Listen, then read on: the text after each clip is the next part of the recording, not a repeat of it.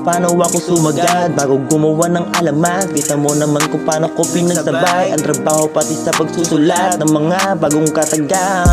Di na pwedeng madapa ulit, grabe rin yung dinanas kong sakit. Hindi na rin ako babalik Malabo na rin ako humiga sa banig Kala ko dati wala na akong mararating. Alamat sa mga tunay na natili pa rin. Yung mga bahay nyo aking dadalhin, pangako sa inyo aking sasagarin.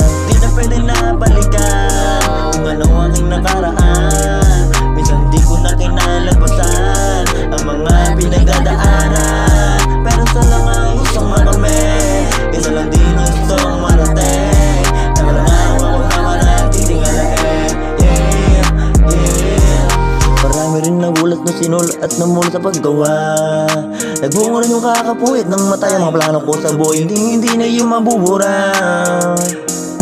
Salamat Panginoon, hindi na yan sa babae. Nasaan sarili hanggang sa magkatalim. Kaya hindi na pwede na hindi ko sagarin. Sayong-sayo lang ako sa salamin.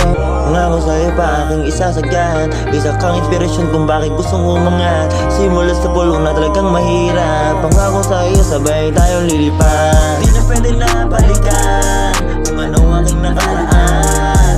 Minsan di ko na kinalagpasan ang mga